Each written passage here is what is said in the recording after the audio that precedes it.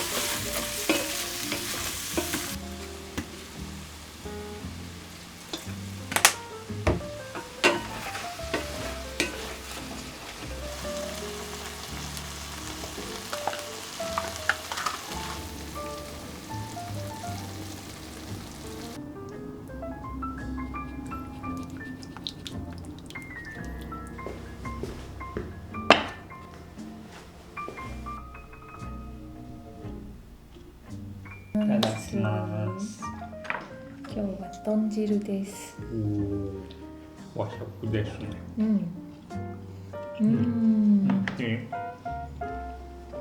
寒いからね。ね、今日寒かった。ね。なんていう映画？平場の月。知らない。っていうなんか多分小説が原作で、映画化した話なんだけど。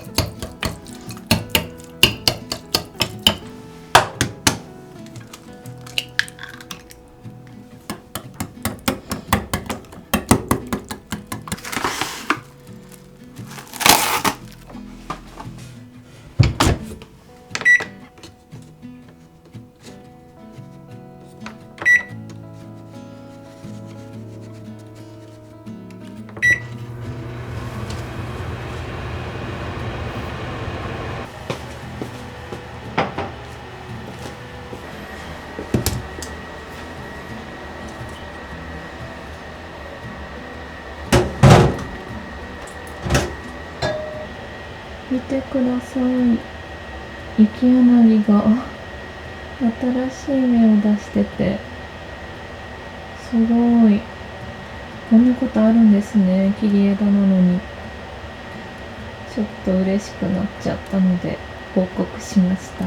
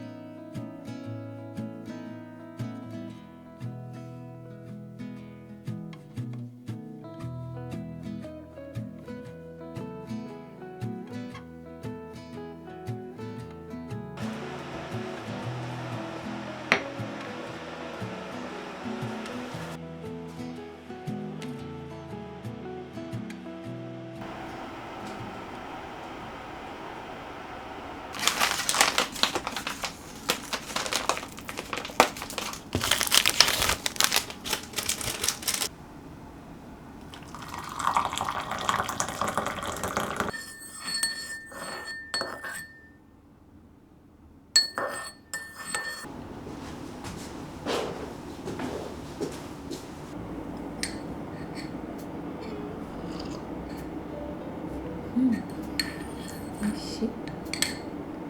皆さんこんにちは。今週も動画をご覧いただきありがとうございます。ここからは恒例のコーヒートークをしたいなと思ってます。ただ今日はちょっとコーヒーではなく生姜湯を、飲んでいるんですが、なんか最近急に寒くなったのでちょっと体を温めたくて買ってみました。で今回でコーヒートーク多分4回目とかかななんですけど、なんかいつもなんか最後堅苦しい話になってしまうなっていうのが個人的に思っていて、多分原因はその見てくださる方になんかためになる話をしようと思って意気込んじゃって、なんかちょっと頭で考えすぎちゃって小難しい話とか堅苦しい話になってしまうのかなっていうふうに思ったので、今回はもうちょっとカジュアルに、ちょっと友達同士で話すみたいな感じで話せたらなと思って、います。だからその支離滅裂なこととかそのオチがない話とかっていうのもあるかなと思うんですが、ちょっと気軽に皆さんも聞いていただけたらなと思います。昨日見てきた「平場の月」という映画の感想というか思ったこと今から話したいなと思います。でこの平場の月なんですけど、これ原作は小説で朝倉和美さんという方が、書かれた小説「平場の月」という小説が原作としてあるそうです。監督は土井信弘監督。花束みたいな恋をしたっていう映画が、少し前にあって、その映画を撮った監督と同じ監督が、撮られています。土井監督が撮った映画なんだっていうことを知って、でそこから花束みたいな恋をしたっていう映画を思い出して、で私花束みたいな恋をしたっていう映画を見てなくてすごく興味はあったんですけど、なんか機会を逃してしまったというか、でなんかこの平場の月を見たきっかけでまたふと巡り合ったので、ちょっとまた見てみようかなと思ってます。皆さん花束みたいな恋をしたって見られました？映画で、今回のその平場の月っていう映画に関しては日常というか普通というかそういう幸せをなんかじんわりと感じさせてくれる、そういうのが染みてくるような、映画だったなっていうふうに感じました。母がもうすでに見ていておすすめしてくれて見たんですけど、この映画ってその年を重ねれば重ねるほど思うところというか感じるところが増えてきそうな映画だなっていうのは見ながら感じていて、私が40歳とか50歳になった時にはなんかもっと今感じているよりもぐっと心に来るところとか、今回見た時には気にならなかったけどぐっと胸を締め付けられるように思うところとかが出てきそうだなっていうふうに思ったので、またなんかちょっと年を重ねた後に見てみたいなっていうのも、思ってます。であともう一つ思ったのが、なんか皆さんこういうことあるかなどうかなっていうふうに思うんですけど、なんか時々自分って幸せになっていいのかっていうふうにふとなんか思うことってありませんか？自分ってこんなやつだしというのか、長く生きれば生きるほど、年を重ねれば重ねるほどなんか綺麗に生きられないことってあるじゃないですか。正義を貫けないこととかもあるし、姑息な手段を取らざるを得ないというか取ってしまったこととか人を傷つけてしまったこととかっていうのが誰しも一つや二つ、もっとたくさんねあるとは思うんですけど、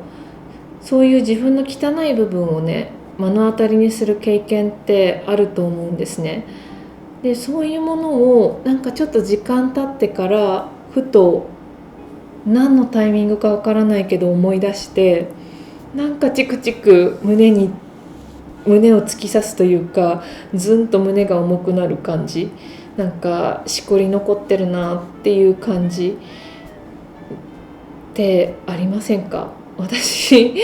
は本当に小さなことでも大きなことでもなんかあの時自分あんなことしちゃったなみたいなことを思い出してふと気が落ちることってあるんですけど、でそういうことがあるとなんか自分って幸せになっちゃダメなんだとか、幸せになっていい存在じゃないなとか、だって自分はあんなことしたんだから、あんな風に人を傷つけたんだから、自分はこんなに汚い人間なんだからっていう風になんか因果応報ではないんですけど考えてしまうことってあるなと思って、そういう考えで自分を縛りつけてしまうことってあるんじゃないかなというふうに思うんですね。誰しも私はそういうふうに思ってるし、私自身もそうなんですけど、でそういうものに対して多分答えってなくて、誰かに言われてはいそうですねって受け入れることもできないし、何か正解があるわけでもないから、でも自分の中でねそういった出来事とどういうふうに向き合うかっていうことを決めることはできるなっていうふうに思うんです。自分自身でこういうふうに整理をつけようっていうふうにすることはできると思うんですね。なのでもしなんか最近そういうものにちょっと心がとらわれてるとか気が重くなってるとか、過去の出来事で自分に対して何かちょっと後悔に心を締められてしまっているとかっていう人は、もしかしたらこの映画を見てみるとちょっとだけなんか答えはないけど思うところがあったりとか、なんかいいきっかけになる人もいるのかなというふうに思いました。でこの映画の主題歌が星野源さんの「行き止まり」っていう曲なんですけど、この曲がね本当に映画の温度感ととてもしっくりきている歌で、とっても良かったです。エンドロールに流れた時にすごくじんわりきました。でなのでこれをちょっと今週の一曲としてご紹介しますね。この動画の概要欄にミュージックビデオのリンクを載せておくので、ちょうど4日前に公開してたんですよ。なのでぜひ見てみてください。特に私のおすすめは歌詞をちゃんと読んでほしいなと思いました。この歌詞が結構私にはグッときたなっていう感じです。で話またちょっと変わって、ちょっ一冊本を最近読んだ本を紹介したいなと思います。これがデボラ・ザックさんという方が書かれた一点集中術という本です。出会いは本屋さんをちょっとうろうろしていた時に見つけて、パラパラっていう風に中をね見た時に、その冒頭のちょっと目についた数行があって、でそれを読んだ時に私のことだっていう風にちょっとギクッとドキッとした数行があって、でそれがきっかけでちょっとこの本なんか気になって買ったんですね。で最近私自身その仕事をしていてもプライベートでもなんか集中力ないなって思うことが多々あるんですね。なんか仕事をしていても気が散っているというか、あれやらなきゃだったっていうのをふと仕事中に思い出してそっちをやり始めて、でなんか気づいたら SNS 見ててみたいなそういうことが多々あって、ちょっと効率悪いなっていうのは自分で実感してたんです。でその中でこの本をちょっと見つけて、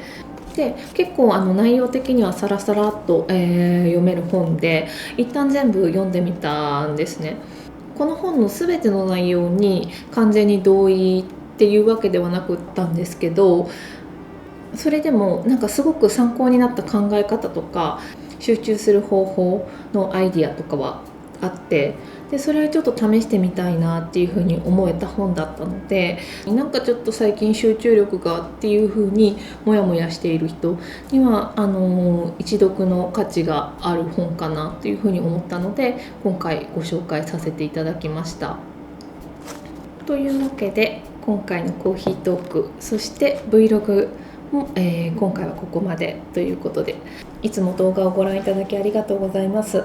もっと楽しい動画を皆さんにお届けできるように頑張っていくので、引き続きよろしくお願いします。でこの動画を気に入っていただけたりとか、過去の動画を見て面白いなっていうふうに思っていただけましたら、チャンネル登録や高評価、ハイプをいただけたらすごく私にとって励みになります。それでは今回も最後までご視聴いただきありがとうございました。また次の動画でお会いしましょう。タソでした。